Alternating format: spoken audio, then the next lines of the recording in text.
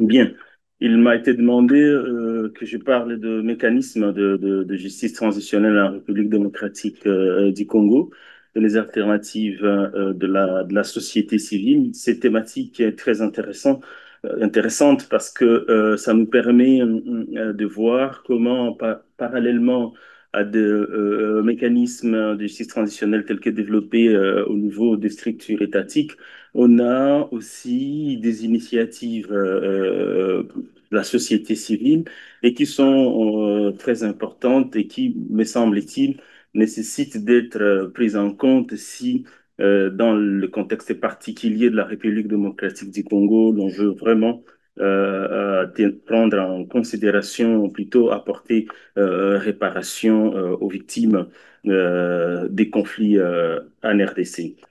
Pour aborder cette thématique en trois temps, je vais dans un premier point parler de la justice transitionnelle en RDC.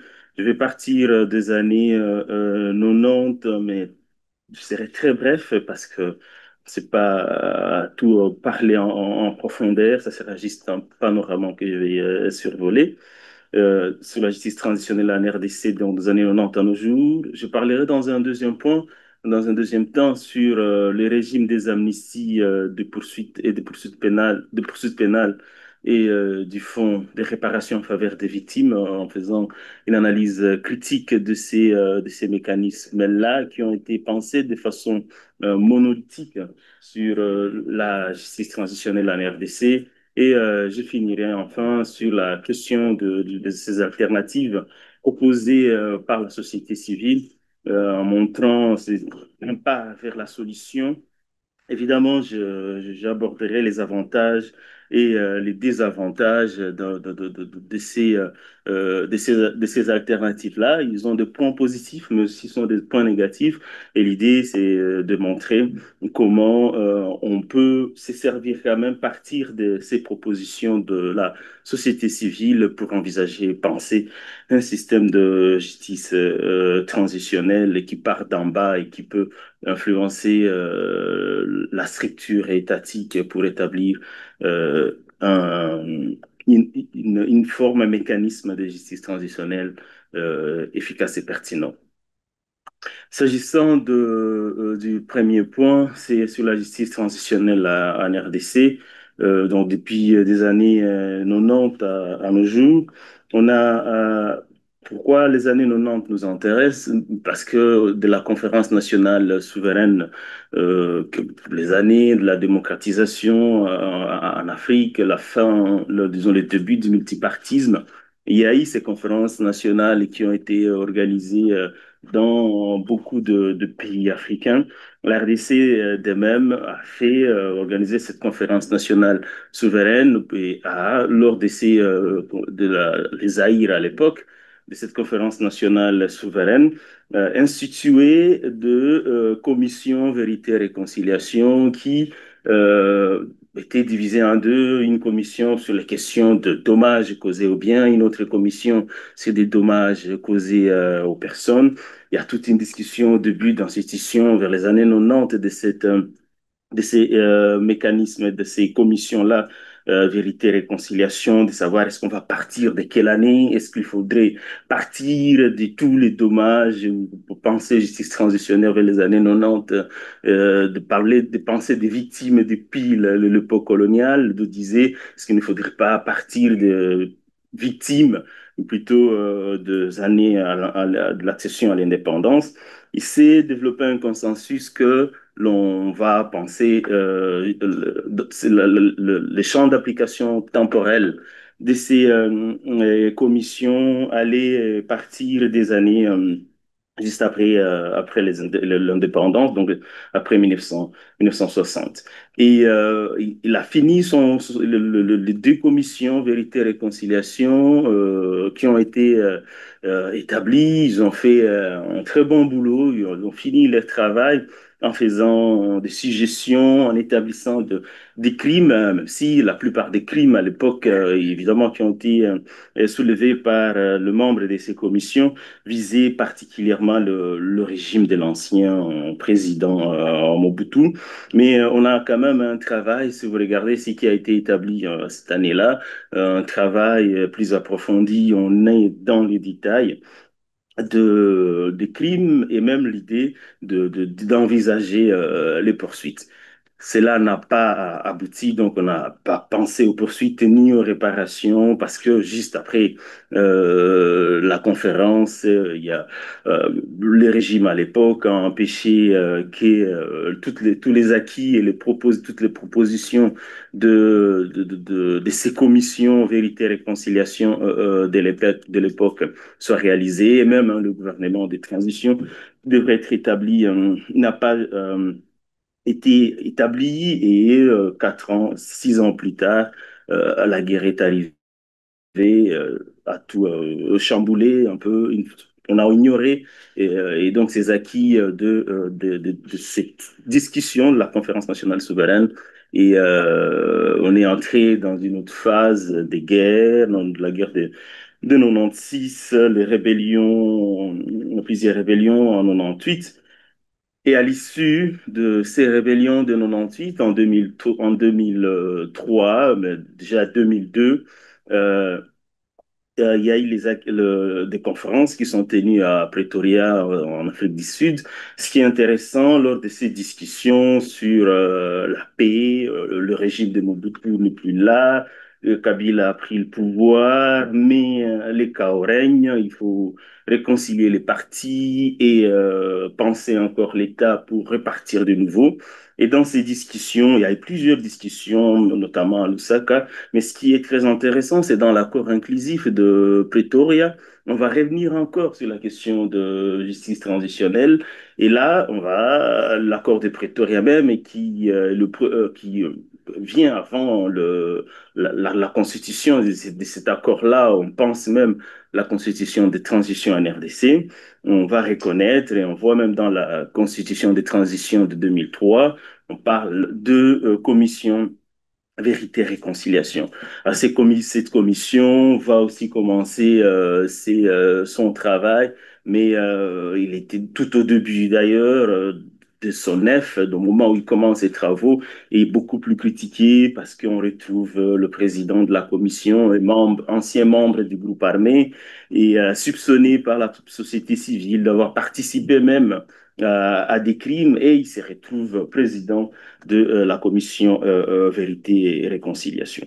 Ce qui est intéressant par ailleurs, c'est que la commission de 2003 installera des systèmes qu'on appelle de barza culturels. Ces barzas culturels fonctionnent encore. Pour le moment, jusqu'à maintenant, on a ce genre de discussions avec des communautés locales. Et l'idée, c'était partir de ces barzas culturels, donc des propositions de communautés locales pour arriver à penser réparation, notamment un plan de justice transitionnelle. Mais donc pour l'instant, ces barzas, même jusqu'à la fin de la commission vérité et réconciliation telle qu'instaurée par la constitution de transition de 2003, ces Barza culturels se sont limités juste à organiser des activités, des réunions avec des communautés et même certaines activités culturelles, mais pas aller jusqu'à penser un système de justice transitionnelle prenant en considération les réparations, le poursuite et surtout l'aspect réparation à l'égard de victimes. Il a aussi il a été dépourvu de moyens, il n'avait pas assez de moyens aussi importants pour surtout le membre de cette commission reprocher le fait qu'il n'y avait pas tout ce qui était moyens nécessaires pour réaliser le travail de la commission Vérité et Réconciliation tel que pensé à Pretoria et tel que l'institution en question était accouché dans la Constitution de 2003. Et donc, 2003, la transition, 2006, c'est la, la Constitution de 2006, la nouvelle Constitution, parce que on va vers les élections, on organise les élections. Et du coup, là, dans la commission de 2006, il y a cette commission Vérité et Réconciliation disparaît parmi les institutions donc on l'appelle les institutions à la démocratie, dont il était prévu parmi ces institutions-là qu'on ait aussi la Commission Vérité et Réconciliation, mais de la Constitution de 2006, on retrouve que l'institution Vérité, Commission Vérité et Réconciliation disparaît d'un coup. Et l'autre question, c'est cependant, on va avoir, après les années 2006, des lois qui seront adoptées et qui vont accorder, en termes d'aide, pour réconcilier les parties au conflit de 96, même d'autres conflits après 98, vers les années 2000. On va adopter des lois d'amnistie et ces lois vont être en grande partie profitables aux anciens membres de différents groupes armés. Je reviendrai dans le deuxième point sur ces lois-là d'amnistie. Ce qui est intéressant, c'est que plus tard, il y a vers les années 2022, déjà, ça a commencé en 2020, mais des discussions en 2021 une commission, c'est un groupe, on peut dire informel, qui est composé de membres de la société civile, beaucoup de professeurs d'université et des ONG ont commencé à penser un plan national de justice transitionnelle. Et cette commission a fini son travail, a établi un très bon plan qui est disponible sur Internet, qu'on peut retrouver. Et dans ce plan, il est bien mentionné, il est proposé qu'on puisse adopter un plan national de justice transitionnelle, mais quand vous lisez le plan, vous avez l'impression que c'est le plan de l'État, mais en réalité, il n'est pas le plan de l'État, n'est pas le plan national, la politique nationale de l'État congolais, mais c'est plutôt une suggestion d'un plan national de justice transitionnelle qui a été proposé en 2022 par des ONG, membres de la société civile et des professeurs d'université qui ont réfléchi et discuté sur ces questions. Alors, ils ont le plan de 2022, c'est vraiment un plan national. Il est proposé, disons, tel que proposé par les acteurs de la société civile. C'est un plan avec des étapes dans la réalisation. Et dans la réalisation de ce plan, non seulement qu'il est prévu que ce soit une politique nationale qui soit adoptée par l'État, en 2022, il est prévu qu'on puisse aussi adopter une loi sur la réparation qu'on appelle la loi Fonarev. Alors, la loi Fonarev doit être adoptée, mais en plus de ça, de cette loi Fonarev, c'est-à-dire le Fonds national de réparation en faveur des victimes, il est prévu d'autres mécanismes donc, de justice transitionnelle et de lois qui devraient être adoptées pour avoir une justice transitionnelle pas seulement focalisée sur la réparation, mais dans sa dimension holistique. Donc, à la fin de ces travaux, en 2022, de suggestion du plan national de 2022, du plan national donc de cette commission de la société civile, tel que proposé par les acteurs de la société civile et les ONG, aujourd'hui, il n'y a que la loi Fonarev qui a été adoptée.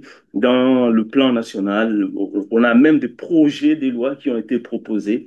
Un travail très important de la société civile, donc, où on joue un peu le rôle de l'État et on s'est dit, si vous n'avez pas, en quelque sorte, de manière indirecte, si on peut le dire ainsi, si vous n'avez pas assez de travail, assez de temps pour travailler.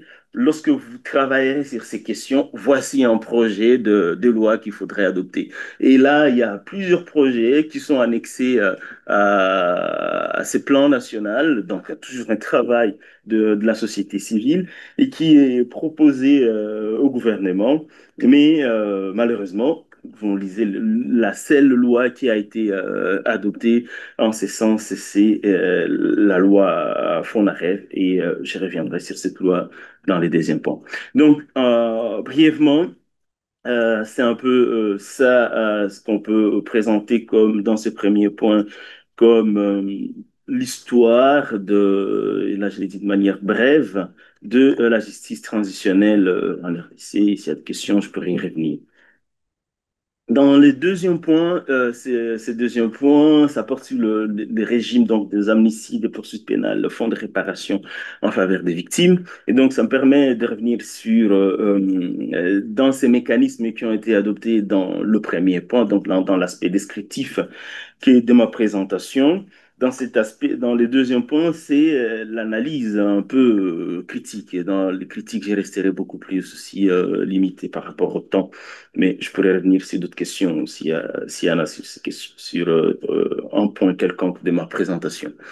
Donc, sur les amnisties en 2020, 2006, ils ont été adoptés, votés par l'Assemblée nationale. Et on voit très bien dans la plupart de ces amnisties, tout ce qui a été reproché à ces amnisties, c'est le fait que ça portait sur des membres, des anciens membres du groupe armé. Et la loi sur l'amnistie qui était adoptée par l'Assemblée nationale en RDC prévoyait qu'on ne peut pas amnistier ceux-là qui ont commis des crimes de guerre, mais si vous regardez, ou les crimes contre l'humanité, les crimes de génocide, mais si vous regardez sur la liste des personnes qui ont été amnistiées, par les différentes lois d'amnistie qui ont été adoptées, par un certain nombre de membres des anciens groupes armés reviennent encore sur ces listes, donc en violation de la loi même qui prévoit que l'on ne peut pas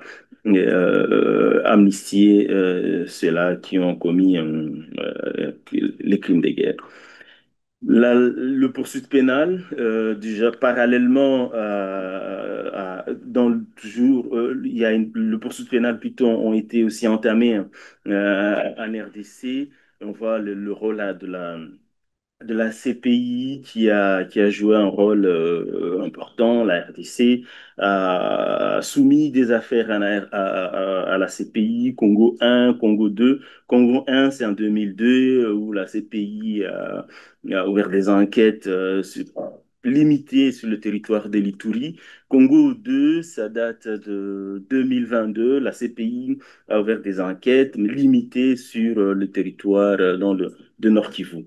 À la demande, toutes ces deux enquêtes de la CPI ont été réalisées à la demande du gouvernement congolais. Mais ce qui revient souvent, c'est pourquoi dans ce deuxième point, le point B, s'agissant de poursuites pénales, je parle de leurs limites. La CPI, tout comme la juridiction congolaise, je reviendrai sur la juridiction congolaise, mais s'agissant spécifiquement de la CPI, on voit très bien les limites de la Cour pénale internationale, une juridiction beaucoup plus éloignée de victimes tout le problème de réparation, même si par la suite, le fonds de réparation a été pensé par la CPI, mais ça reste un mécanisme de fonds de réparation beaucoup plus limité à ce qui concerne, il faut prendre en compte toutes les victimes des crimes qui ont été réalisés au Congo et par le prévenu ou les personnes qui ont été condamnées devant la CPI. C'est quand même un pas, il faut reconnaître cependant, parce qu'on a le tribunal pénal international pour le Rwanda ou le tribunal pénal international pour l'ex-Yougoslavie. C'est des tribunaux où il y a eu des personnes qui ont été condamnées, mais les victimes n'avaient aucune place. Il n'y avait pas de place considérable pour les victimes. Ils étaient considérés comme témoins. Mais penser réparation, tel que le fonds de réparation de la CPI l'a fait, on peut dire que c'est un pas, mais ça reste beaucoup plus limité, ces mécanismes-là. Plus grave, on a un cas de la CPI et qui revient très souvent, surtout d'actualité aujourd'hui. C'est le cas Thomas Lubanga qui a été condamné par la CPI à purger sa peine à La Haye, a été libéré. Donc, après avoir purgé sa peine, il y a un mois, il a ouvert un groupe armé et donc il reprend encore, il est au fond. Donc, c'est un cas où on voit quelqu'un qui a été poursuivi par la CPI, qui a été condamné, purgé sa peine, il est rentré au pays et il y a quelques mois, il est maintenant à la tête d'un groupe armé. Donc, tout cela, ça questionne évidemment toutes les limites de mécanismes de juridiction pénale internationale et plus précisément de la CPI. À ce qui concerne les juridictions congolaises, ils ont fait un bon travail, un travail très intéressant et beaucoup plus surtout ce qui concerne les juridictions militaires, avec des moyens très limités, mais si on regarde le nombre de décisions qu'ils ont produits pour poursuivre pénalement et condamner des criminels, des crimes de guerre, des crimes contre l'humanité, dans un cas, on a des situations des crimes de génocide comme à Kinshasa dans une affaire sur le kimbanguiste, l'affaire Kimbang, où on a des personnes qui ont été condamnées pour crimes de génocide, même si dans la doctrine on revient sur la critique de ces décisions et surtout le raisonnement par lesquels on aboutit à des condamnations, mais on trouve quand même que le juge militaire a joué un rôle important et son travail est non négligeable en ce qui concerne le poursuite des crimes internationaux. Tout le grand problème que pose ces travail à ce qui concerne les juridictions congolaises, tout le problème que ça pose dans le poursuite pénale, c'est la question de réparation, la place des victimes, et où on voit, il y a des sommes, si vous lisez les décisions de justice, vous trouvez une somme, vous demandez, c'est comme si les juges se sont copiés, ont copié une telle décision, le même montant chaque fois qu'il y a crime de guerre, crime contre l'humanité, et vous posez la question, ce sont les mêmes faits, qu'est-ce qu'il y a, vous lisez la décision, vous ne voyez pas dans la décision un raisonnement du juge qui arrive à démontrer comment, sur base de tels dommages subis par les victimes, on est arrivé à adopter une telle somme comme montant des réparations. Et donc, on trouve ça oui, presque dans toutes les décisions. Et c'est ça le grand problème que ça pose. Et c'est que le fait que, disons, la place de victimes, même si hein, dans les affaires plus récentes aussi, ça s'est amélioré surtout à ce qui concerne le fait que dans certaines affaires, au-delà des questions de réparation, les questions de protection des victimes devant ces juridictions, on a des affaires plus récentes où certaines les victimes se sont présentées voilées, mais on a des affaires où des victimes venaient voilées et le prévenu disait, je sais, là, c'est monsieur tel qui est en train de parler et après, les personnes ont subi des menaces après le procès. Le plus grand problème, surtout aussi à ce qui concerne le travail de ces juridictions pénales militaires et dans certaines affaires civiles, mais beaucoup limité à ce qui concerne les juridictions civiles dans les poursuites. Donc, je parlais de l'aspect réparation donc de ces sommes forfaitaires qui sont allouées aux victimes, mais quand bien même ils sont prononcés, ils ne sont en aucun cas été donnés aux victimes. Même quand c'est dérisoire, les victimes n'ont jamais accéder à ces montants de réparation, et même dans des affaires où l'État congolais a été condamné in solidum avec le prévenu parce que c'était un militaire de l'armée et que le juge congolais condamne le prévenu in solidum avec l'État congolais sur les questions de réparation civile, même dans ces affaires-là, aucune réparation n'a été accordée aux victimes.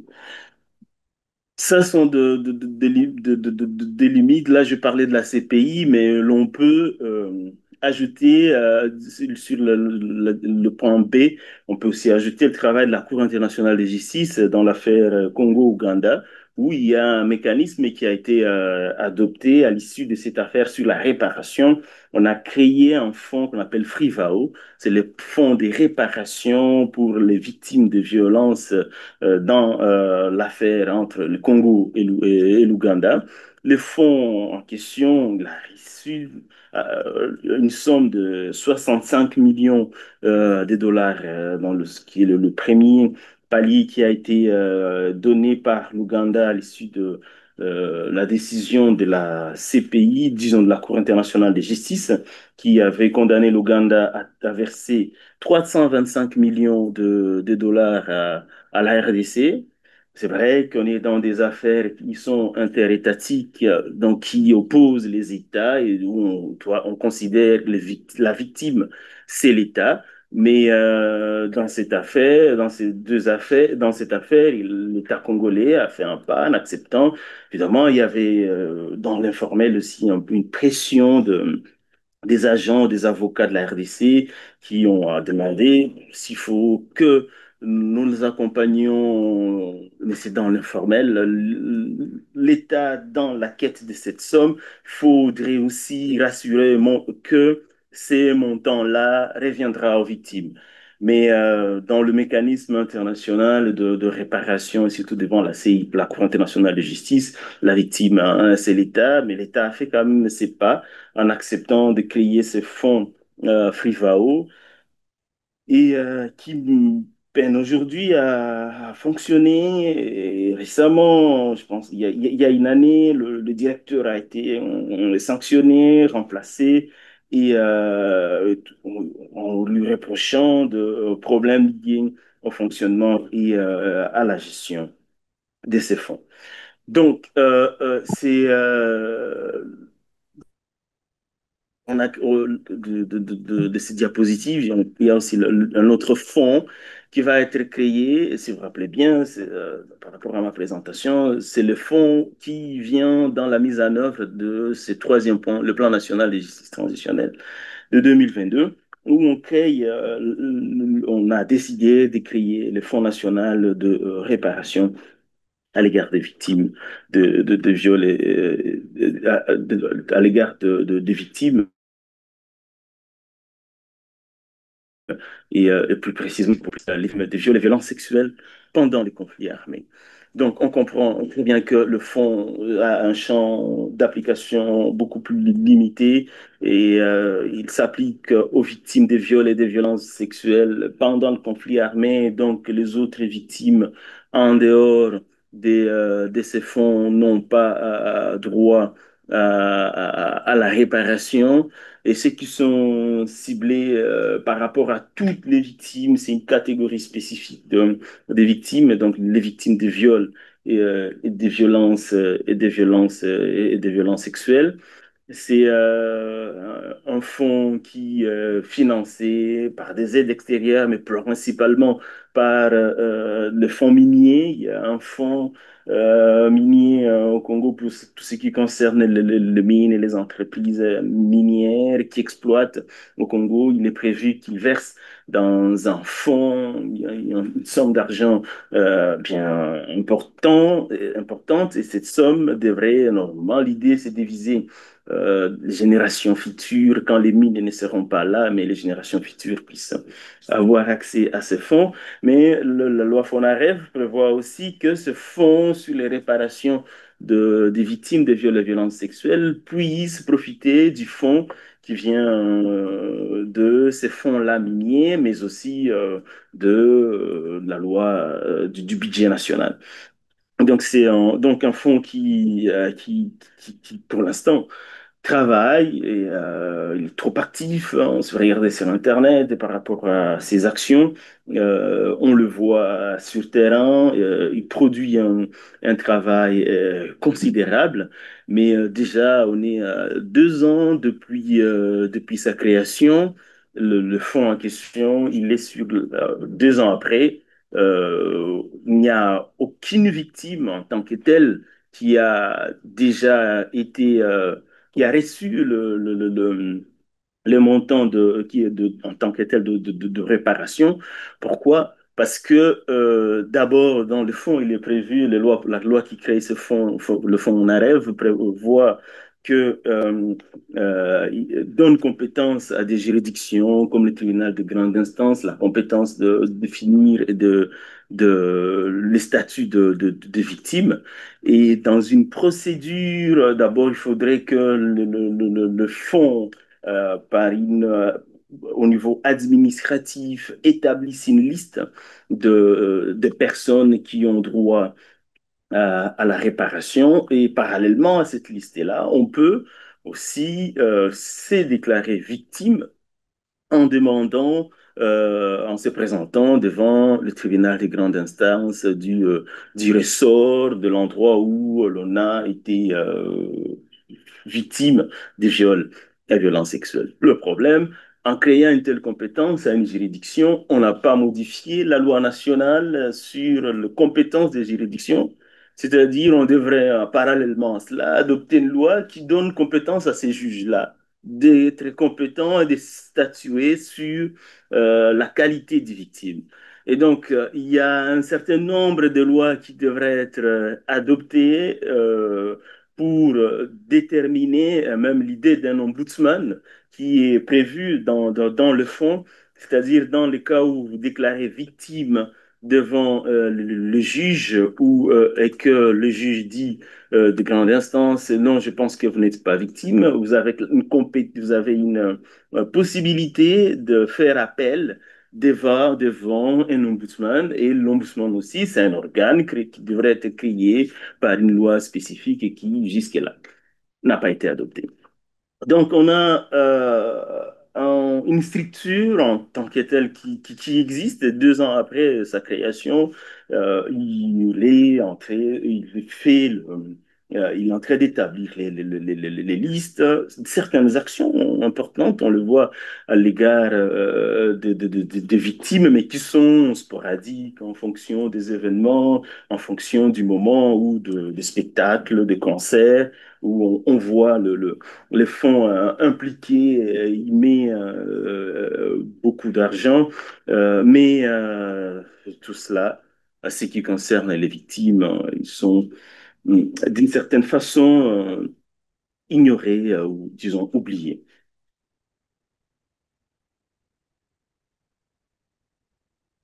Dans tous ces travaux de réaliser, vous avez en même temps la société civile qui bouge par ailleurs et qui pense au niveau communautaire et des différentes communautés où les personnes ont été victimes des crimes, des attaques, des assassinats, au niveau local, de structures se créent et, euh, et des personnes réfléchissent, pensent comment apporter réparation, évidemment avec des moyens très limités, à des communautés qui ont été brisées et comment trouver un foyer de conciliation ou d'attente entre les différentes communautés.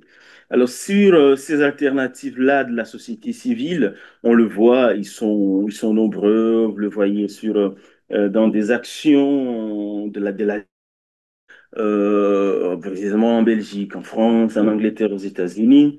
Vous voyez aussi au niveau local des actions des églises catholiques, protestantes, des confessions musulmanes, mais aussi dans des communautés locales qui ont été créées et accompagné par deux ONG. Mais aussi par certaines associations au niveau local. C'est un travail où il y a un très bon dynamisme et c'est pourquoi d'ailleurs je pense, et c'est là où je terminerai sur mon troisième point de ma présentation, comme de mécanismes qu'il faudrait voir comment soutenir parce que ils présentent des avantages d'être de mécanismes de proximité, ils sont efficaces, très proches des aspirations des communautés locales. On sait bien dans ces travaux-là et des associations qui travaillent avec les communautés locales, qu'est-ce que la communauté veut au juste de façon claire comme réparation. Très souvent, dans des discussions, il arrive, vous discutez, une communauté vous dit, on a besoin d'un dispensaire, d'un hôpital, d'une école. Donc, c'est des façons de penser la réparation, pas au sens individuel, mais beaucoup plus au sens collectif. Et ça, c'est des travaux qui sont menés et présentent ces avantages-là. Cela dit, même si je pense que c'est des actions très importantes, c'est là où je finirai dans mon troisième point à montrer comment est-ce qu'il nécessite d'être soutenu. Il y a quelques inconvénients dans ces mécanismes-là. Souvent, c'est des personnes qui sont motivées par un sentiment national c'est dit, il y a un vide, qu'il faut faire quelque chose. Mais aussi, vous trouvez, dans certains cas, des personnes qui sont moins outillées en termes de formation. Si vous regardez, par exemple, un terme que l'on voit dans le média, sur Internet, dans les hashtags, beaucoup plus, le terme génocoste, il est né dans un environnement, dans un milieu de la diaspora, je pense précisément belge ou française, congolaise, qui se trouve à l'étranger. C'est un terme qui a été beaucoup plus développé et qui aujourd'hui revient de plus en plus dans le milieu aussi intellectuel. On est en train de penser, mais c'est quoi au juste? Qu'est-ce que ça signifie? Mais quand vous analysez les termes génocause, il s'agit souvent, on parle de génocide des Congolais pour des gains économiques. Et donc, la seule chose qui change dans les termes, c'est l'objectif, le motif du génocide en question. C'est le fait, c'est pour le cost, pour l'aspect économique. Et donc, on tue des Congolais pour des questions économique. Alors, si la question, on sait très bien dans la jurisprudence internationale, nationale, le rôle du juge, le motif pour lequel un génocide est réalisé compte peu, n'est pas pertinent. Ce qui est pertinent, c'est l'objectif visé de détruire en tout ou en partie un groupe national, ethnique, religieux, racial. Ça, c'est l'élément qui est important. Peu importe les motifs pour lesquels on agit, mais dès lors que l'objectif est réalisé, le sens même du génocide est atteint. Donc, l'objectif pour lequel on tue, du point de vue scientifique et du point de vue juridique, les termes en question, c'est tout tuer pour des raisons économiques, n'a aucune pertinence juridique dans la qualification d'un génocide. Cela dit, on comprend très bien, ça reste dans le militantisme une façon d'attirer une attention à un cas particulier, le conflit en RDC, et par ces mots, évidemment, qui Si on réfléchit, j'ai discuté avec un journaliste, il proposait, il me disait qu'on pouvait penser comme les cas des génocides spécifiques et consistants à détruire non pas un bien, mais l'habitat. Et je ne me rappelle pas les termes, mais peut-être je pourrais d'homicide. C'est un mot qui aujourd'hui, on retrouve dans des discussions en disant on pourrait parler des domicides.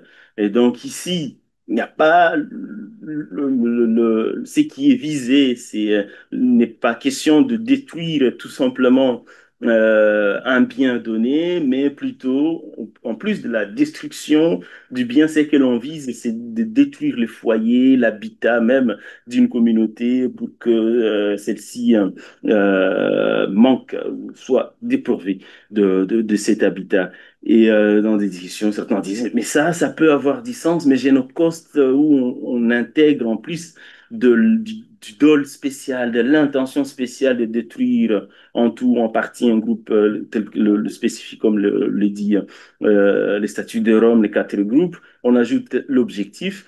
L'objectif en soi n'est pas pertinent dès lors que l'on tue un Congo, dès lors qu'on établit qu'il y a l'intention de détruire en tout ou en partie la nation congolaise, quelles que soient les raisons pour lesquelles on agit, que ce soit pour des gains économiques, que ce soit pour des gains de conquérir un territoire, les crimes de génocide est établi.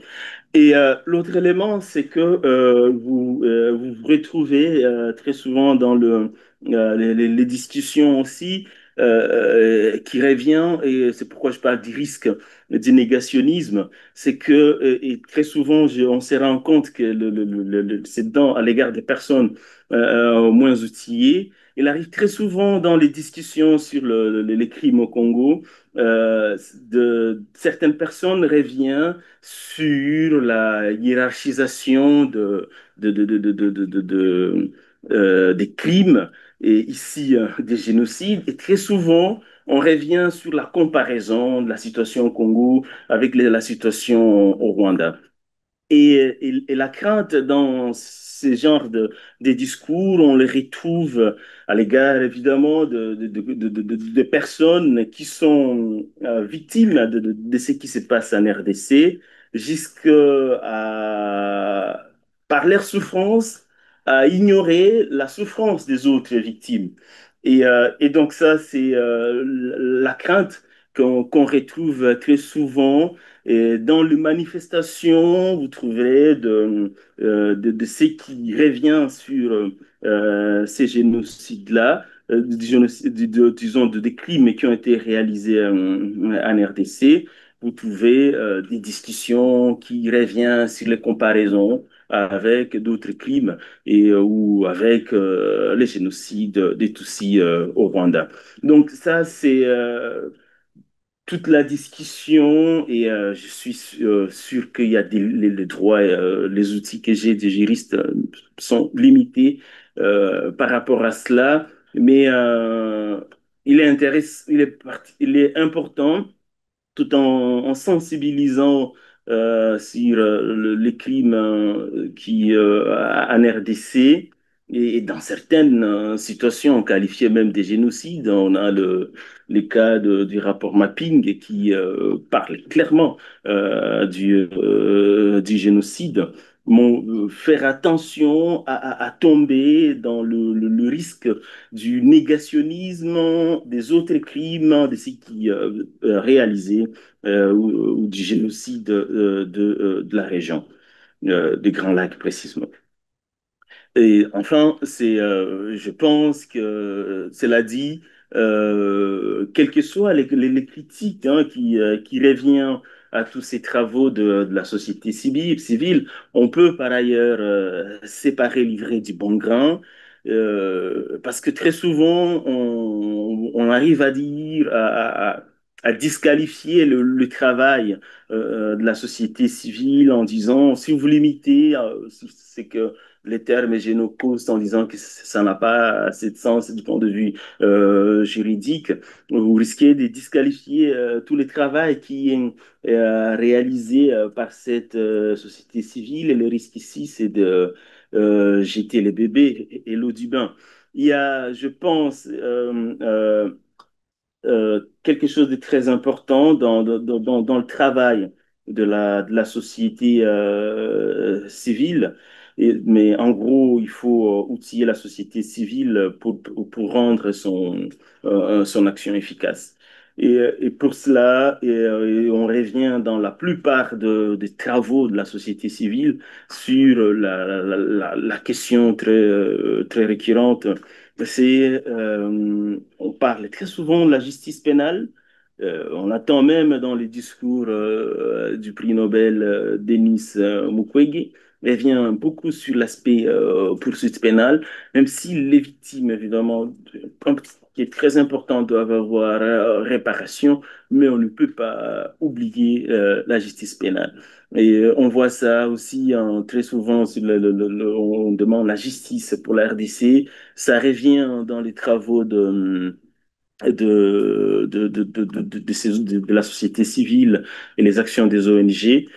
Et donc, si l'on pense une justice transitionnelle holistique, en mon sens, c'est donc une justice transitionnelle qui devrait intégrer ces notions, justice pénale, amnistie avec des conditions, donc les personnes qui ont commis les crimes de guerre, les crimes de génocide, les crimes contre l'humanité ne devraient pas être amnistiées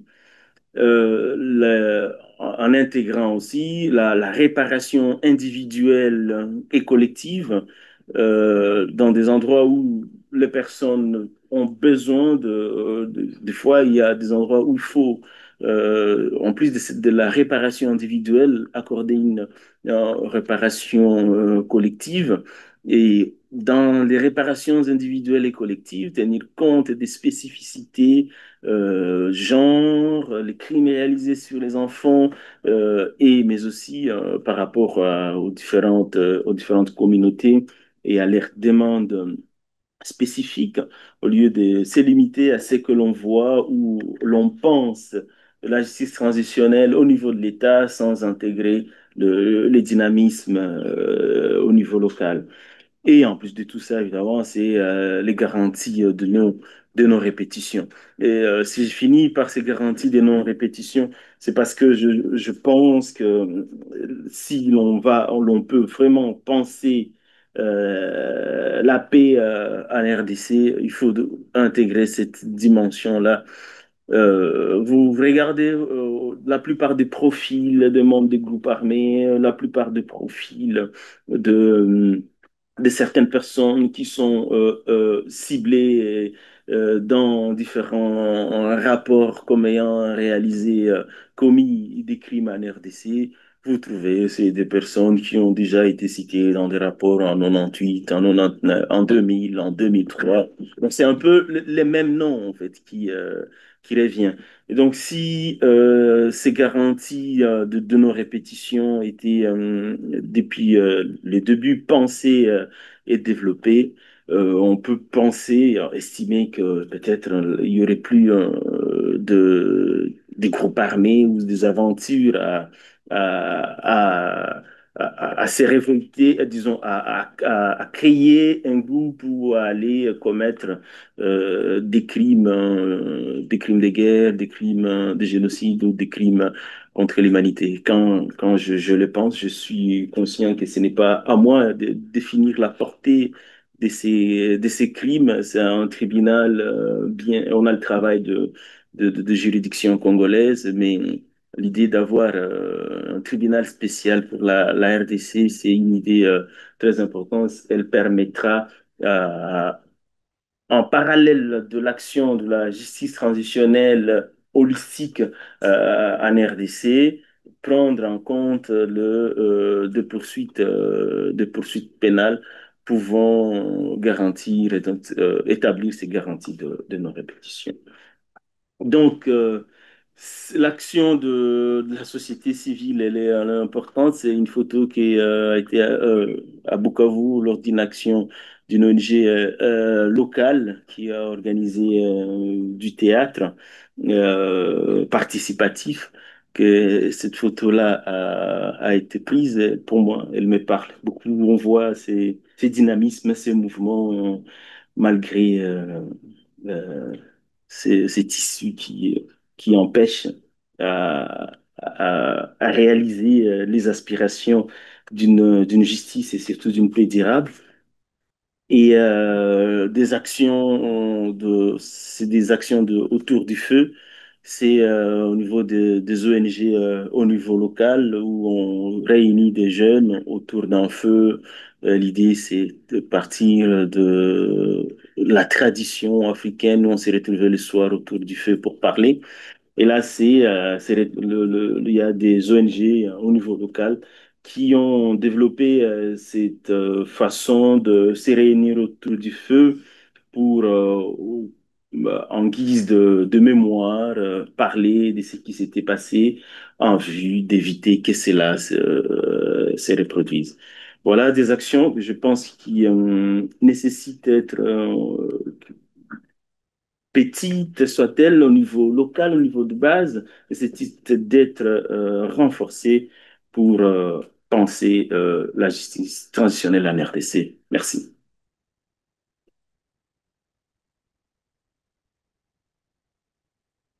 Merci beaucoup pour votre aperçu aussi bien l'histoire de la justice transitionnelle du Congo, les moyens juridiques disponibles et puis les solutions possibles à travers l'action de la société civile.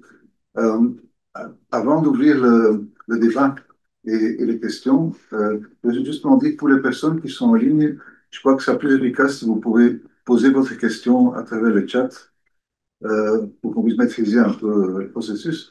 Je vais d'abord faire un petit abus de pouvoir dans ma position. Juste deux petites questions. Première question, bon, moi je ne suis pas du tout spécialiste dans la matière, absolument pas. Quand on voit la période qui va être couverte par la justice transitionnelle et justice pénale, ça commence déjà, si vous voulez, au moins à partir de 96. D'autres vont dire que ça commence même avant. Donc, c'est une quantité énorme de cas de crimes. Comment maîtriser cela? Est-ce que vous pensez à un système où on prend quelques exemplaires ou bien un processus qui prend plusieurs années au niveau local? Je ne sais pas très bien parce que ça me semble une tâche presque impossible. Et puis, une deuxième question, vous avez mentionné à la fin la possibilité de créer un tribunal spécial un peu, je crois, sur le modèle qui a été fait en République centrafricaine, qui vous empêche de passer par le Conseil de sécurité des Nations Unies, qui a ajouté la procédure. Mais selon vous, quelles sont les conditions pour qu'on puisse mettre en place un tel tribunal? Qu'est-ce qu'il faut faire, étant donné bon, le peu d'enthousiasme sans doute au niveau des autorités, les moyens nécessaires, la volonté politique peut-être régionale. Je ne sais pas comment est-ce que vous voyez, comment est-ce qu'on pourrait réaliser cela.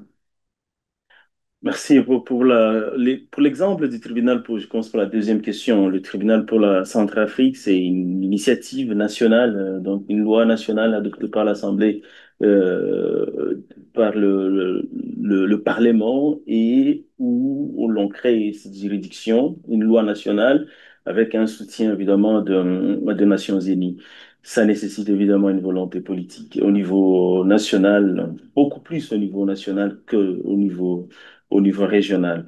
Et c'est là qu'on peut, pour arriver à ça, ma réponse revient encore le rôle de la société civile qui le demande depuis un temps et on voit que il n'y a pas de volonté politique à le réaliser. Et très souvent, on voit le politicien congolais dans son discours, il revient souvent en disant, il y a l'injustice, la situation du Congo est oubliée, mais ce qu'il ne dit pas de manière claire, aucune action du gouvernement n'est faite de manière claire pour créer cette juridiction-là, pour demander, par exemple, à l'Assemblée générale, à l'Assemblée de l'ONU, de créer une telle juridiction comme ça a été le cas en Centrafrique. On a toujours ce genre de discours pour essayer de montrer que nous faisons des choses, mais on ne nous écoute pas. Quand vous posez la question du on, c'est qui, c'est même la personne qui ne mène pas d'action gouvernementale efficace pour arriver à avoir une telle juridiction qui dit que le mal du Congo, on ne l'écoute pas. Et donc ça, c'est quelque chose évidemment qui nécessite une savez? volonté politique au niveau ouais. Et j'espère avec l'action de la société civile, sachant bien qu'évidemment qu'elle est limitée, c'est pas elle qui décide, on peut aboutir à ça. L'autre question, c'est par rapport à... D'accord. Donc, comment on peut maîtriser ça? Oui, ايوا ترى بقات خوتي والصديق question, كتاكل واحد tu sais, سنيني هنا في البلاصه قلت شي بلايله هنا صافي يلا شوف ici, Ah, puis, on va إيه، fermer la nuit. si je peux إيه، gérer شوف ça. راه انا اللي وقع غير تما في يلا Il faut arrêter le partage et demander aux gens de fermer leur micro. On on ne peut pas bloquer les micros déjà. On peut bloquer aussi, ouais. Si, mais on peut le faire. D'abord arrêter le partage ici. Ah, ok, là. Voilà. Tu demandes ça, c'est fait. Et l'autre, C'est fait alors. oui, tu demandes à tout le monde de bloquer le Mais je vois, ils sont bloqués. Ok. Parfait. Bien. On peut demander à tout le monde de bloquer le micro. Parce Ils sont bloqués, hein. que les conversations sont très intéressantes, mais peut-être pas maintenant. Alors, pour l'instant, on est en train de penser, de créer, ça reste plus complexe d'imaginer une justice transitionnelle nationale qui va couvrir toute cette période. Et ce qui est encore plus compliqué, c'est une justice transitionnelle qui non seulement couvre cette période, mais qui prend en compte les spécificités des crimes réalisés dans chaque communauté au niveau national. Et il y a une idée qui est proposée, et c'est l'idée d'avoir des justices transition, de commissions vérité et réconciliation à niveau provincial, pour chaque province. On a un cas dans l'affaire, dans la région du Kasaï, on a créé une commission vérité et réconciliation qui est en cours dans des crimes qui ont été réalisés, les crimes comme Inansapou, je ne sais pas si vous en savez. Et donc, pour ces crimes-là, on a créé une commission vérité et réconciliation au niveau local pour les Kasaï et qui fait un très bon travail. Une idée que je me dis, si l'on étend cette façon de penser, on pouvait avoir en plus d'une structure nationale de vérité et réconciliation, avoir dans chaque province une commission vérité-réconciliation. Et si le travail est bien fait au niveau provincial, on pourra facilement décentraliser au niveau national. Merci beaucoup. Donc, je crois que c'est extrêmement pertinent. Euh, on peut commencer peut-être ici autour de la table, et puis on va derrière, et puis on les... Madame, Oui, merci beaucoup. J'ai une question par rapport à ce terme assez contesté, jeune poste, qui est lié à la plus grande question du rôle de la société civile. Parce que quand vous soulignez le fait ou l'avantage des actions de la société civile en termes de proximité, le génopost, pour moi, en tant que je l'ai suivi pendant les années passées, c'est vraiment un terme qui a émergé dans une distance plutôt qu'une proximité, parce qu'il est vraiment né dans la diaspora qui est quand même, qui a une positionnalité de distance, de proximité, mais de distance aussi.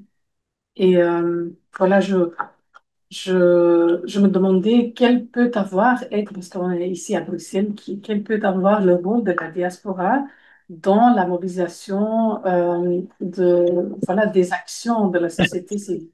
Parce que le Génopost, c'est un exemple assez intéressant, qui est vraiment né dans un discours de diaspora, mais qui après a voyagé, a été adopté localement et aujourd'hui et même mobilisé fortement par le président lui-même. La notion est devenue très politisée en plus. Donc voilà, quel est le rôle de cet lien entre oui, la proximité, la distance, la diaspora? Je pense quelque part aussi, ce qui m'a vraiment, ce qui a été intéressant pour moi, c'est de voir comment le terme a aussi euh, eu l'ampleur avec la mobilisation pour la situation au Gaza, en Palestine.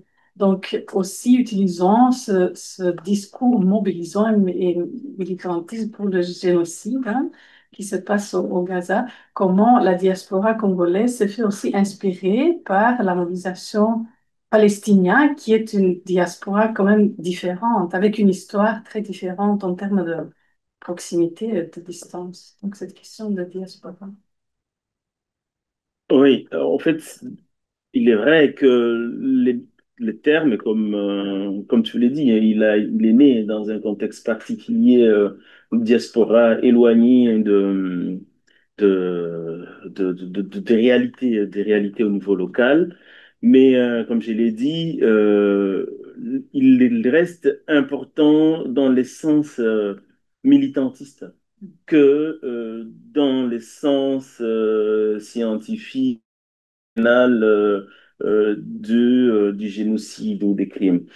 Et même quand j'ai dit ça, je l'ai dit en sachant qu'il influence par ailleurs d'une certaine façon aussi les actions du juge ou les actions pas vraiment du juge, mais beaucoup plus des instances internationales par ces manifestations. On voit très bien que des personnes sur Internet qui écrivent souvent peuvent influencer et attirer la de personnes intellectuelles on pense, réfléchit, où on se retrouve ici, on est, c'est pas 20 à 30 le spectacle sur la RDC, ça faisait, il y a 3 jours, il y avait, on parle de 11 000 personnes, 11 000, je pense, 11 000. Peut-être, voilà, à l'Arena en France. Donc, vous voyez, c'est des gens qui mobilisent et qui veulent toucher un public plus éloigné et même des décideurs sur une question spécifique ou par ailleurs, après, il faudrait penser, imaginer qu'est-ce que ça couvre, quel est l'essence de ces mots. Il y a des rencontres qui ont été réalisées à Kinshasa le mois passé où c'était des assises, on a discuté et d'autres sur les crimes, les crimes qui ont été réalisés en RDC. Je pense qu'il y a une assise qui est prévue au mois de juillet où ça sera alors de professeurs, disons, de chercheurs, de scientifiques qui vont réfléchir sur le sens d'un tel mot et de voir sa spécificité par rapport aux crimes qui ont été réalisés en RDC. Sachant bien que ça devient une politique nationale adoptée, et on voit une façon de pousser vers à adopter cela comme une spécificité du crime de génocide, quand bien même, comme je l'ai dit, n'a pas vraiment de sens dans le, dans le fond. Mais on voit comment ces actions informelles peuvent conduire à la création d'une juridiction qui, quand bien même une fois établie, ne pourra pas avoir comme compétence de poursuivre pour génocide ou poursuivra pour génocide, profitera d'une certaine façon aux victimes au niveau de la base. Donc, c'est des actions à ne pas négliger, mais quand on aborde ces questions, il est important de dire par ailleurs que, voilà, c'est bon les actions réalisées au niveau de la société civile, au niveau de la diaspora, mais voici les risques que tel mot représente et qui, par exemple, n'a pas de sens du point de vue juridique, etc. Peut-être que, monsieur, Ouais. Merci, je commence par me présenter. Je m'appelle Charles Ndaïziga, euh, j'ai été longtemps directeur du CENAP, Centre d'alerte et de prévention des conflits, qui est une organisation indépendante au Burundi, avant de devenir représentant de Interpeace dans la région des Grands Lacs. Alors, pour revenir maintenant sur le sujet, euh, il y a quelque chose d'intéressant dans la présentation que vous venez de nous introduire dans l'expérience du Congo. En tout cas, ce qui concerne, au moins à l'échelle provinciale, parce que il existe une mission provinciale, vérité, justice et conciliation au Kasaï central. Ça n'existe pas au Burundi. La justice, on parle de commission vérité, réconciliation. Le mot de justice n'y figure pas. Je pourrais parler d'autres exemples où on ne retrouve pas là-dedans la justice placée aux avant-postes. Maintenant, par rapport à votre connaissance, votre expérience, quelles sont les attentes des victimes ou de la société congolaise par rapport à la justice transitionnelle? Euh, je n'ai pas de données récentes dans une étude que nous avons réalisée, ce qui commence à dater en 2018. Au Burundi, on plaçait en premier lieu la connaissance de la vérité. Euh, En RDC, pour lutter contre l'impunité, mettre fin à l'impunité, on donnait plus les personnes interrogées. Placer en premier lieu les victimes comme les mieux placées. Alors que pour le Burundi, pour le Rwanda, c'était vraiment moins de trop de...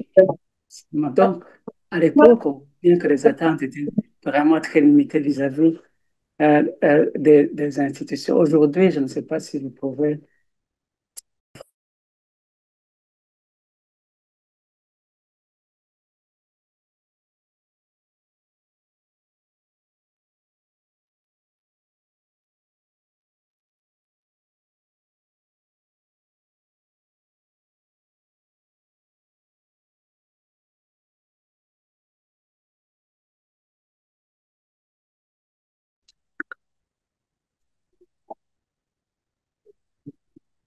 Ah oui, j'avais coupé le son.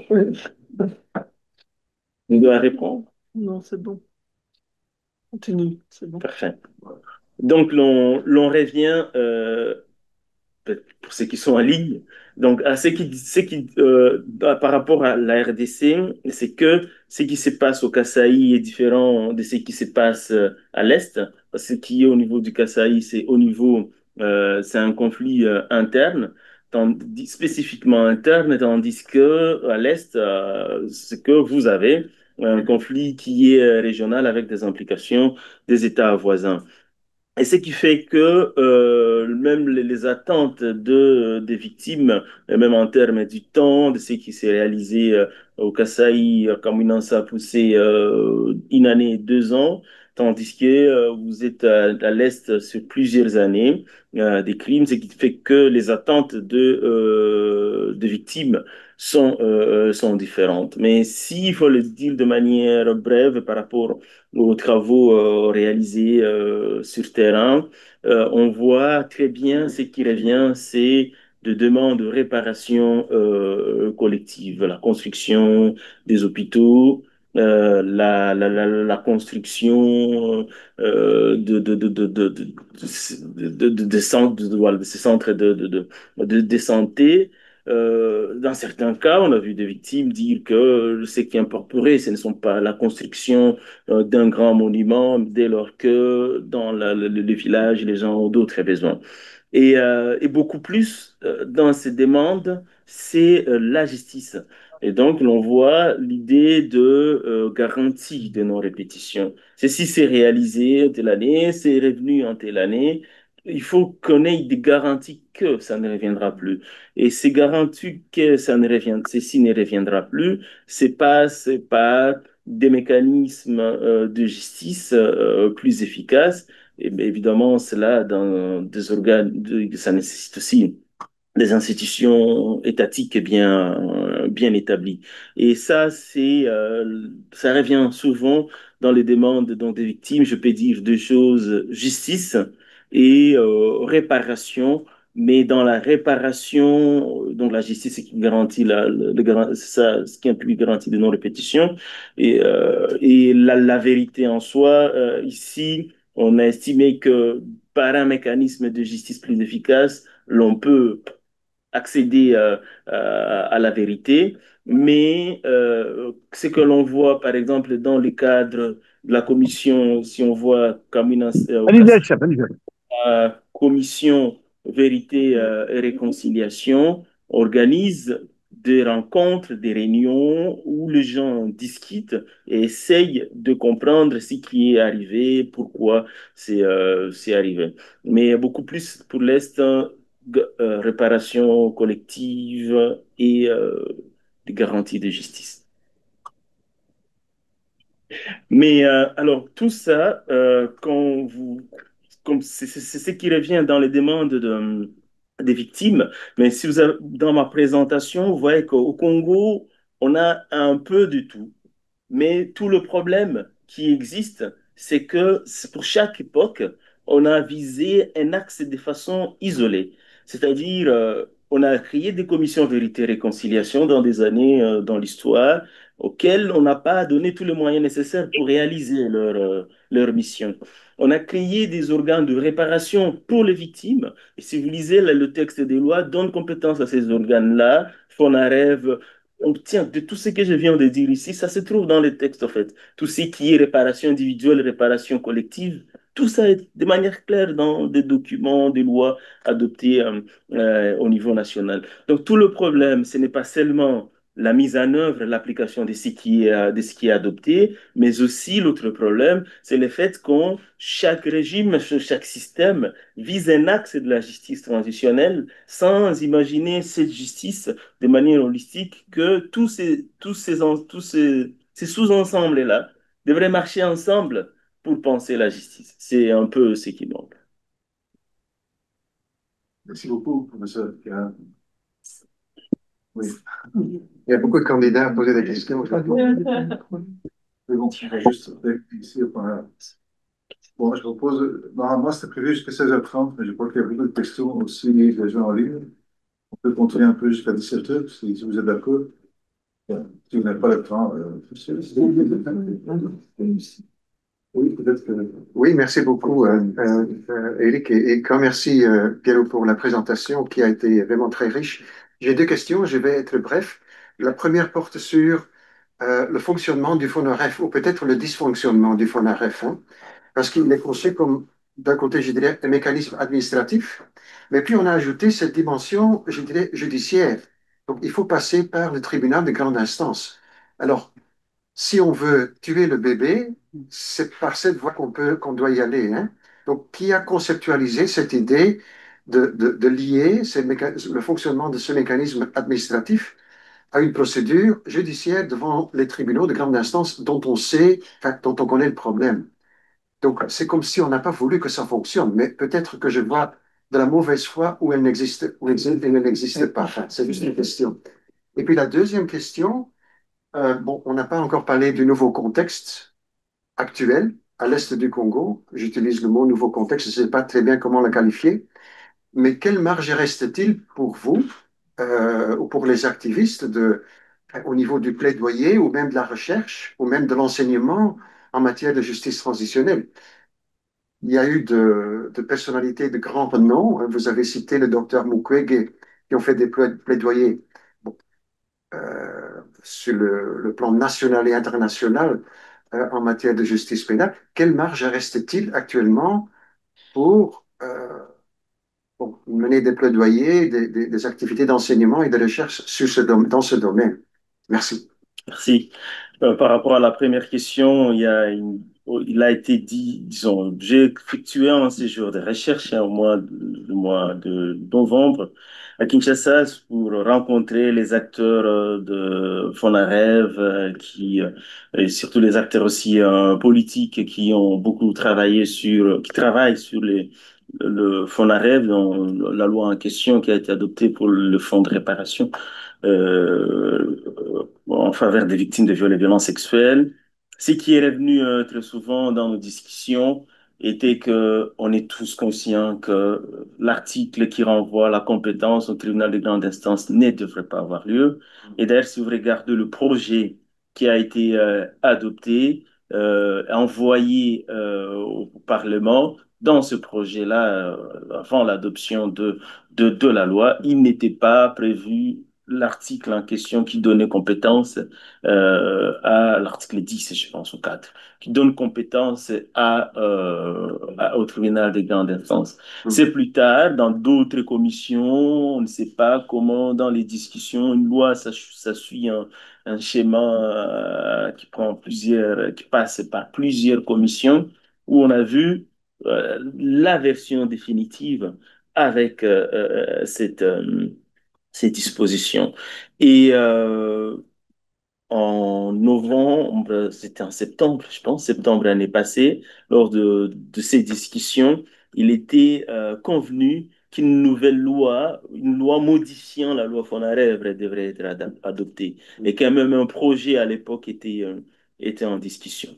Mais pour l'instant, les événements actuels, je pense, font à ce que cela ne soit pas, je ne pense pas, une priorité ou du moins on réfléchit. Je n'ai pas en gros une idée pour actuellement on est à quel niveau par rapport à la modification de la loi et surtout à cette compétence accordée au tribunal des grandes instances.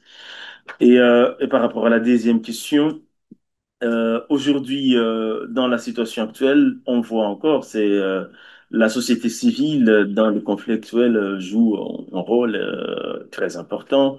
Dans la médiation, on voit les évêques, les responsables des églises protestantes. On le voit voyager, aller partout, rencontrer les acteurs concernés du conflit. Et donc, il joue, la société civile continue à jouer un rôle important dans la perspective de la justice transitionnelle en RDC. Et on estime évidemment que, même en tenant en compte la situation actuelle, à l'issue de tout accord politique qui pourrait advenir, on ne pourra pas accorder des amnisties telles qu'on l'a pensé ici à des personnes qui ont commis les crimes de guerre, les crimes contre l'humanité, les crimes de génocide. On pourrait comprendre pour quelqu'un, pour des raisons politiques, c'est pas à rallier un tel groupe, mais dès lors, une personne pareille, ça dépendra d'une loi, de la loi en question qui pourrait être adoptée, pourrait être amnistiée s'il n'a pas participé ou n'a pas été, il n'est pas considéré comme auteur des crimes internationaux. Et donc, c'est euh, de, de, de l'expérience actuelle, disons, des situations actuelles, de la situation actuelle, on voit encore ces rôles-là de la société civile. Et ça permet aussi à se dire que dans les négociations à arriver, que la place de la justice ne pense pas que des acteurs politiques réunis autour d'une table pourra dire, OK, on se pardonne mutuellement et on oublie les différents crimes. Il y aura, j'imagine, oui, ceci, mais les différents des crimes, s'il s'avère que telle personne ou telle personne a, et que tel crime est établi à son chef, il pourra être poursuivi. Alors évidemment, l'autre aspect de ta question, c'était de savoir dans les enseignements de droit, surtout de l'aspect de la justice, ça pose un réel problème. Moi, je le vois comme enseignant à l'université dans les contextes actuels, quand je parle aux étudiants, c'est comme si vous êtes en train de leur parler des choses qui se passent sur Mars. Donc, très, très éloignés à des milliers d'années-lumière de la planète Terre, parce que ils vous regardent, mais ils disent, mais la réalité n'est pas ça, n'est pas ce que vous nous racontez, là. Donc, on voit très bien ceux qui commettent l'injustice, ils sont insensés, ils sont là, ils sont... donc, c'est... l'idée de c'est comme si vous enseignez donc la paix au champ de bataille donc c'est un peu ça donc. Et parler de la paix au champ de bataille ça devient quelque chose de difficile ouais. Merci beaucoup. Il y avait une question. J'ai crains un peu de faire la discrimination par rapport à... Moi, j'avais une question par rapport. Déjà, merci pour votre intervention, c'était très intéressant. J'avais une question sur un aspect qui n'a pas spécialement été abordé durant votre exposé. J'aurais voulu savoir quel pourrait être l'impact de la reprise de la peine de mort par rapport à ce processus de justice transitionnelle. Ouais, c'est quelque chose qui est revenu en disant que en adoptant il y avait disons, en appliquant la peine de mort, parce que la peine de mort était prononcée en RDC, mais il était suspendu, il n'était pas appliqué. On disait en levant cette suspension que ça allait dissuader, c'est-à-dire en enlevant la suspension de la peine de mort, donc en l'appliquant ça allait dissuader les grands criminels, surtout les personnes qui rejoignent des différents groupes armés ou qui prennent les armes à ne plus les faire.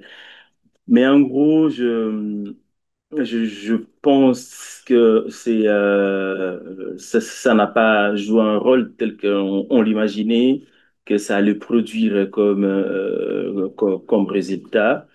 Et on le voit, même en levant cette peine de mort, elle a été prononcée dans des cas récemment, mais n'a pas été appliquée. Donc même des condamnations récentes, hein, à Bukavu, par exemple, avant que la ville tombe dans les mains, soit occupée par les rebelles, il y a des membres des forces armées gouvernementales qui étaient poursuivis et condamnés. Donc on imagine, on est dans le contexte de la guerre, mais la peine n'a pas été appliquée. Donc je pense que ça reste dans un caractère dissuasif, mais je doute que la peine soit appliquée. Si. Du tout. Si on peut la dire d'abord. Oui, merci de la parole. Je m'appelle Madonna. Je suis avocate au barreau de Goma, mais je suis à Bruxelles pour des raisons d'études. J'ai juste une question, parce que la période sur laquelle couvrirait la justice mentionnée serait de 96. Donc, on recule vraiment depuis 96. Et je suis en train de me demander qu'adviendrait-il s'il y avait certaines autorités du Congo ou de certains pays voisins qui seraient impliqués. Parce que, il faut pas se mentir, pour le contexte de la RDC, il y a eu toutes ces guerres. Après, en 2003, il y a eu le Ampusta avec la conférence de Sun City. Certains seigneurs de guerre ont eu des postes. Donc, je suis en train de me demander qu'est-ce que ça va faire, qu'est-ce que ça aura comme effet sur les climats, sur les politiques, non seulement du Congo, mais même de la sous-région. Parce que je me dis que ça peut arriver qu'il y ait des autorités du Congo ou même de certains pays développés qui sont en fonction et qui soient touchés par tout ce processus-là. Or, nous parlons de justice et de réparation. Donc, voilà. Merci. Oui, alors c'est cela qui fait à ce que l'on pense aujourd'hui. euh, Par exemple, pour le prix Nobel de la paix, Denis Mukwege, il n'est pas d'accord avec l'idée d'un tribunal pénale internationale créée, comme c'est le cas des chambres, par exemple au Sénégal ou en Centrafrique, et SIGER propose l'idée d'un tribunal pénal, à l'instar du tribunal pénal international pour le Rwanda ou pour l'ex-Yougoslavie, qui est créé par le Conseil de sécurité.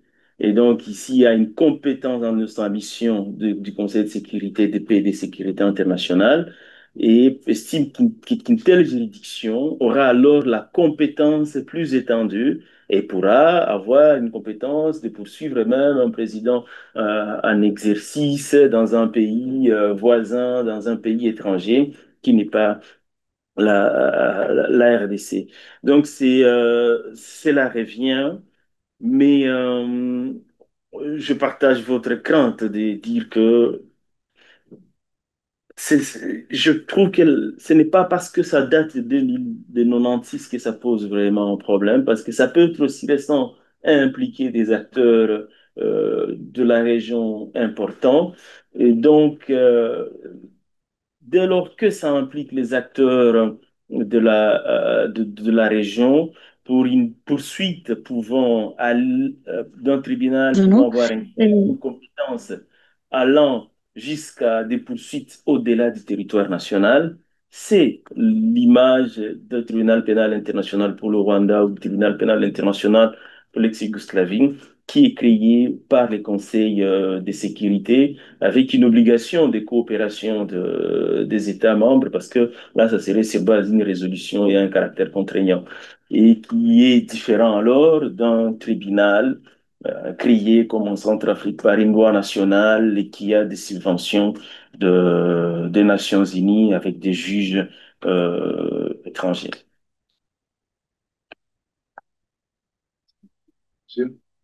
Merci beaucoup de la parole. Je suis Guelor Bagaya. Alors, j'ai deux préoccupations. La première, c'est en rapport avec les initiatives de la société civile qui sont vraiment vantées aujourd'hui dans le cadre de mécanismes de justice transitionnelle qui sont mis en place. Alors, ma préoccupation, c'est effectivement, est-ce qu'il faut continuer à compter sur les initiatives de la société civile ou est-ce que l'État congolais devrait finalement s'approprier de ces initiatives, répondre en quelque sorte ses responsabilités pour non seulement réprimer les crimes du passé, mais également accorder réparation aux victimes. Ça, c'est une première préoccupation. Mais la seconde, c'est en lien avec l'objectif même de la justice transitionnelle, c'est de transformer la société à la suite ou alors au lendemain d'un cycle de conflit. Et que dans cette perspective-là, l'on ne devrait pas laisser, enfin, aucune victime ne devrait être laissée pour compte. Mais maintenant, là, à la suite de la présentation, on voit une certaine sectorisation de la réparation. On a Fonarev, les victimes des violences sexuelles. On a Frivao, les victimes des actes illicites de l'Ouganda sur le territoire de la RDC. Mais maintenant, on risque d'avoir d'autres victimes qui soient laissées pour compte si elles ne rentrent pas dans l'une ou l'autre catégorie des victimes. Alors, la préoccupation, c'est est-ce qu'il y a des moyens par lesquels on peut finalement lutter contre cette sectorisation de la réparation et c'est-à-dire une réparation qui concerne toutes les victimes. Merci. Merci. C'est ce que vous appelez sectorisation. C'est ça, ce que je disais, le caractère monolithique de ces euh, cette justice transitionnelle, même si on ne peut pas parler au vrai sens du terme. Qu'on est dans l'aspect justice transitionnelle, on vise une réparation donnée, puis une poursuite pénale, mais ce n'est pas comme on le voit en Colombie ou en Afrique du Sud, on a pensé à un mécanisme de justice transitionnelle qui soit vraiment holistique. Donc, c'est pour aller au-delà des aspects sectoriels, il faudrait penser, et c'est ce que je suggère, une justice transitionnelle holistique. Et donc, holistique, qui pense aux réparations pas راه كيهضر limitées. راه كيقري عندهم تما حيت هما صحاب الكونغو كي Le but. réparation pas limitée. Excusez-moi, je peux encore une fois demander de fermer vos micros, s'il vous plaît, pour les personnes qui sont en ligne. Parfait. Donc, Bonjour. Bonjour. Fermez votre micro. Hmm.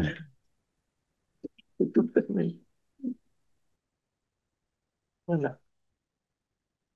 Donc, arriver à penser la réparation, pas au niveau des secteurs, mais avoir un plan national qui est holistique et qui intègre les aspects de justice transitionnelle tels que... alors, je peux faire ça. Justice pénale, amnistie, réparation individuelle et collective, garantie de non-répétition. Sachant bien que tous ces aspects-là, réparation, c'est quoi la réparation individuelle et collective? Ça implique plusieurs aspects. Et donc, mettre tout ça ensemble, mais évidemment, les spécifiques ne devraient pas être ignorés. Dans une justice transitionnelle, il y a des spécificités qui devraient être prises en considération en fonction, par exemple, les crimes portant sur l'enrôlement ou les viols sur les enfants ou la question des viols et violences sexuelles. Et en plus de ça, on peut avoir un mécanisme national, mais des mécanismes plutôt provinciaux qui répondent à un mécanisme établi au niveau national. Dès lors que on a des acteurs au niveau provincial qui sont efficaces dans leur travail, tout ça, ça peut conduire à une architecture de justice transitionnelle au niveau national qui est plus complète, donc qui prend en compte les aspects euh, régionaux, provinciaux. Euh, ah oui, la question de savoir que l'État prenne en main ses responsabilités. Donc, pas beaucoup s'est fié sur les aspects de la société civile. Oui, je suis d'accord que l'État prenne la main. Tout ça, ça nécessite, pour avoir un plan national de justice transitionnelle, il faut avoir une institution étatique qui coordonne cela et qui met cela en musique. Mais l'aspect le plus important, c'est que pour le faire, l'État doit partir de ces travaux de la société civile pour penser la justice transitionnelle au niveau national. Je le vois et c'est ça la crainte. Chaque fois, des rencontres ont été réalisées, j'ai dit à Kinshasa, il y a un mois, et on voit très bien, c'est des discussions qui sont au niveau national. On ignore tout ce que la société civile fait, son travail au niveau national. Et donc, on pense l'État d'en haut qui imagine la justice transitionnelle et qui l'applique à tous et de la même façon, sans prendre en considération les aspects spécifiques et les demandes des communautés. Et donc, c'est oui que l'État prenne à main ses responsabilités, mais ça signifie tenir compte en ce qui concerne la justice transitionnelle, des travaux qui sont faits au niveau de la base par les communautés, par les associations. Et ce travail-là, c'est un travail très important. Merci beaucoup, professeur. Bon, on a quelques minutes. Je propose qu'on prenne quelques questions qui ont été posées en ligne. La toute première vient de Monsieur Vitanene, mais elle n'est pas facile. Euh, bon, tout d'abord, il y a les félicitations pour votre exposé qui pleuvent online ici. Niger. Il y a un monsieur qui demande, il voulait savoir quelle démarche vous envisagez pour traiter et accompagner les victimes des différentes violations infligées aux biens et aux personnes à l'est du Congo après la période de la rébellion M23. Je ne sais pas si... Oui, c'est un peu la question de Steph, c'est de dire il faut parler des parties au conflit. Parce que l'idée des parties au conflit dépasse la notion de bon et de méchant tel que souvent on le pense dans un conflit armé. Donc, dans le conflit armé, les crimes sont commis, ils peuvent avoir été commis par toutes les parties. Et donc, l'idée de ce qui est bon, de ce qui est méchant, on peut, la question la plus importante, c'est comment peut-on penser la justice transitionnelle, comme l'a posé Steph, après les situations actuelles.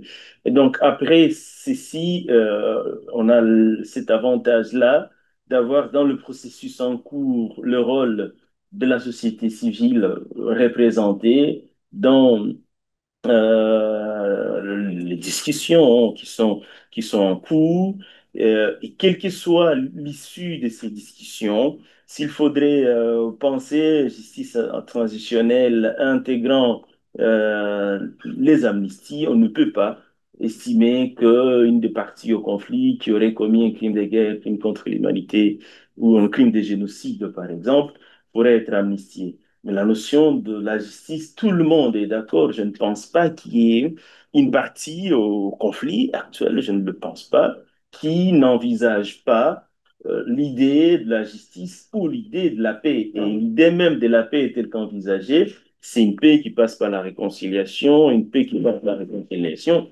implique la justice. Et donc, cette idée-là, j'imagine qu'elle est partagée par toutes les parties au conflit. La question, c'est seulement de savoir comment mettre cela en œuvre. Tout cela dépendra évidemment de la volonté politique et du rôle que joue pour le moment la société civile et même après le conflit actuel. Merci beaucoup. Et encore, il y a une question de M. Pierre Vinke qui demande est-ce qu'il y a une possibilité pour une justice transitionnelle interrégionale? Donc, j'imagine qu'il veut dire au niveau régional, donc je ne sais pas ce que pour vous. Ça serait intéressant. Je n'ai jamais pensé à ça. Ça serait très intéressant d'imaginer une justice transitionnelle qui intègre le Burundi, le Rwanda et la RDC, par exemple, l'Ouganda. J'imagine parce qu'avec l'Ouganda aussi, on a des groupes armés ougandais qui sont en RDC, les ADF, on ignore très souvent, et qui ont des revendications pour le régime en place, à ce qui concerne à prendre le pouvoir au Rwanda, l'armée de résistance du Seigneur, qui a des révélations, je sais pas, de l'ange Gabriel, qui pense revenir en Ouganda et prendre le pouvoir, mais ils sont au Congo. Donc, ça serait une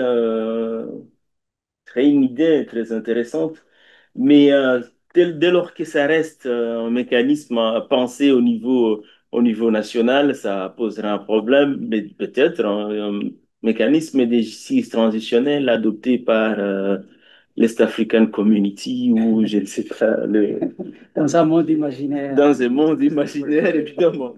Parce que ça peine au niveau de chaque État. Comment ça se réalisera au niveau régional? Eschatologie du grand soir. Comment? CRG. Si cette conférence-là, intergouvernementale, peut penser ça, ça peut être une bonne idée. Mais on voit comment ça peine au niveau de chaque État, comment ça se réalisera au niveau de la région. C'est un rêve, oui, on peut rêver ainsi. Et si je pourrais, je voudrais juste ajouter sur ça, donc alors comment ça fonctionne maintenant? Parce que oui, il y a plein d'éléments qui viennent de partout, hein, pas juste Ouganda, Burundi, mais aussi Tanzanie, Somalie, donc tout le groupe armé, les personnages armés de terres étrangères. Maintenant, c'est juste transféré, les choses, transition, justice, transférées à ce pays et le DRC se n'occupe pas de ça ou comment ça fonctionne? Je n'ai pas compris la question. Donc, alors, donc, si on est dans un processus de transition, de justice transitionnelle, avec les personnages qui viennent des autres pays, alors c'est pas le DRC qui s'occupe de ces cas, mais c'est juste transféré à Uganda, Tanzanie, ou comment ça fonctionne?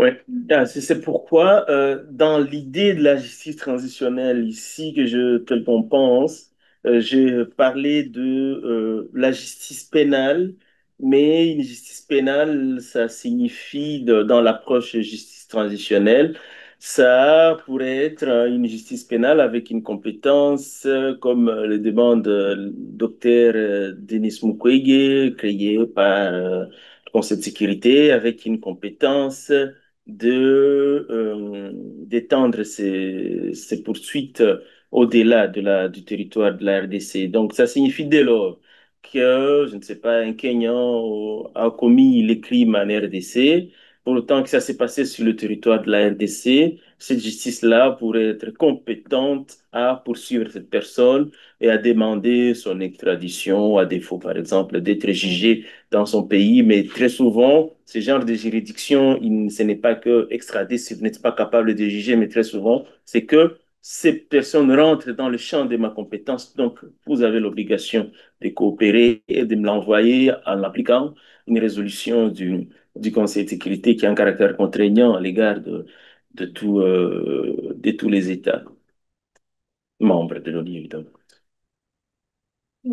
Ja, ons dank voor 11 minutes. Ouais, et puis, le professeur non plus. Il y avait deux petites questions en relation avec le CONAREF. Il y a M. Patrick Balemba qui demande votre opinion sur la manière du CONAREF pour la réparation des dommages moraux. Et puis, il y avait une deuxième question dans cette. Et avec le CONAREF que je trouve. Oui, est-ce que donc la façon le travail du gouvernement par le biais de FONAREF, est-ce qu'il n'aura pas des obstacles pratiques par rapport à celui de certaines ONG comme la Fondation Panzi, surtout sur les réparations extrajudiciaires? Alors, je n'ai pas bien saisi la question. Je suis... C'est plus bas. C'est plus bas? Oui. Vous pouvez répondre, s'il vous plaît. Donc, Patrick Balemba, oui, je vois. Oui. La première, c'est votre opinion sur la façon de procéder du FONAREF par rapport à la réparation de dommages moraux. Et puis, il y a monsieur qui est anonyme, qui pose la question si le travail du gouvernement par le biais de FONAREF, est-ce que ne sera pas confronté à des obstacles pratiques par rapport aux travaux de certaines ONG comme la Fondation Panzi, surtout en ce qui concerne la réparation extrajudiciaire? Euh, Ce qui est intéressant dans le travail de Fonarev, ce qui est de la réparation extrajudiciaire, euh, et d'ailleurs qui, à mon sens, ne pose pas un problème par rapport à ce qui est réalisé par la Fondation PANS et d'autres organisations euh, au niveau, euh, au niveau national ou international, c'est que il facilite octroyer réparation à des personnes auxquelles on n'a pas reconnu la qualité des victimes devant une juridiction.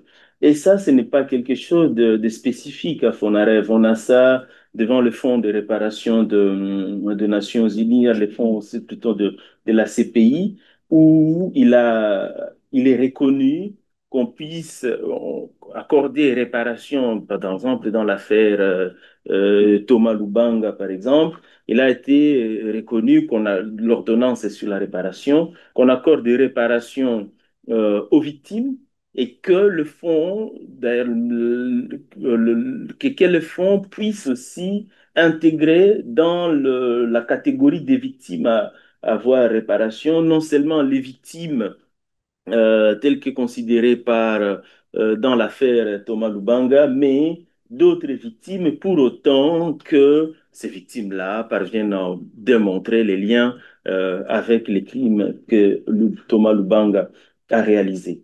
En disant ça, on voit très bien que la Cour, la CPI, donne compétence au fond des, euh, d'octroyer la qualité des victimes au sens de la réparation à d'autres personnes. Donc, ils vont dire, vous êtes victime, mais pour la réparation, pas au sens de la décision telle qu'elle a été adoptée, mais le fonds aura une compétence administrative à donner réparation à des personnes qui ne sont pas passées dans le mécanisme judiciaire.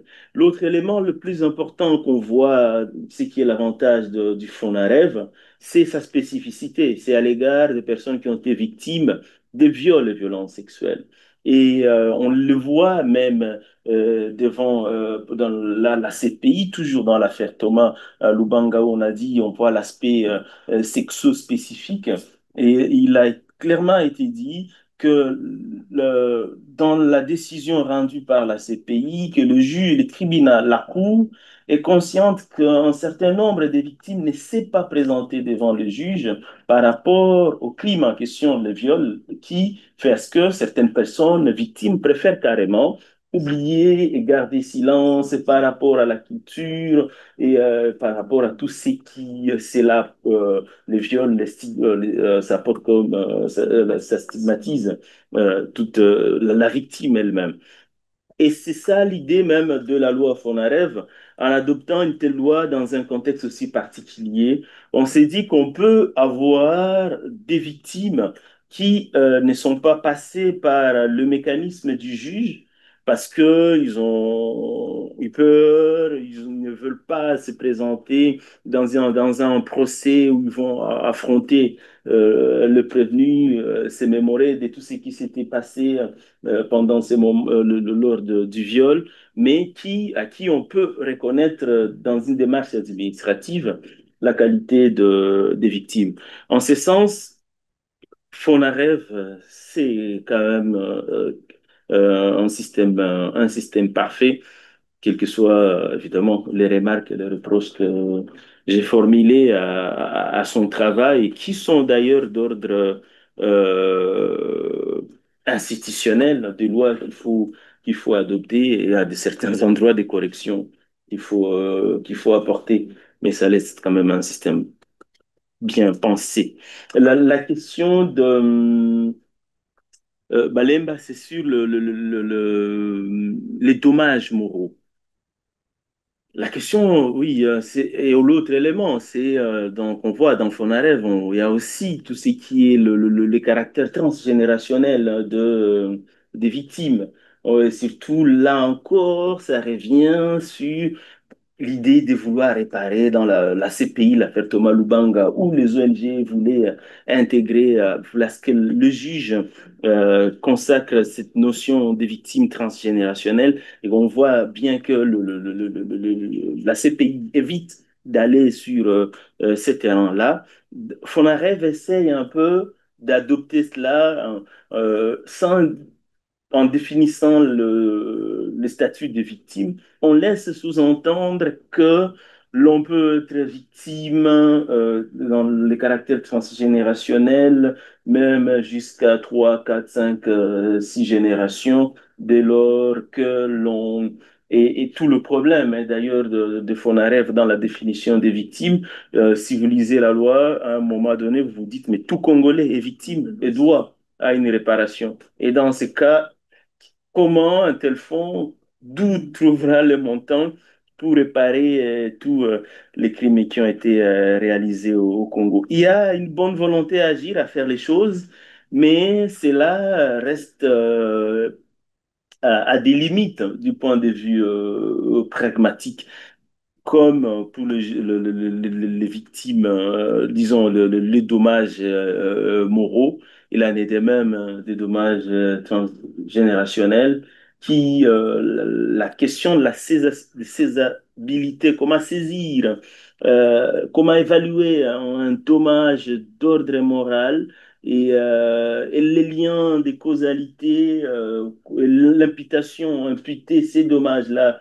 à un auteur bien spécifique pose un problème pour le juriste, quand bien même on a des lois qui veulent à ce qu'on puisse aller jusque-là, mais un organe administratif, par ailleurs, peut euh, avoir un mécanisme, une approche plus souple à déterminer les statuts des victimes sans rester dans l'approche très rigide du droit de ce qui est un dommage moral ou de ce qui est un dommage transgénérationnel et de dire par rapport à ce que j'ai comme moyen par rapport au fond, oui, dès lors que les discours est concordant et il entre dans le contexte général des faits tels que les faits du crime, je n'ai pas besoin de prouver ces liens de causalité pour dire qu'il y a un dommage moral ou pour dire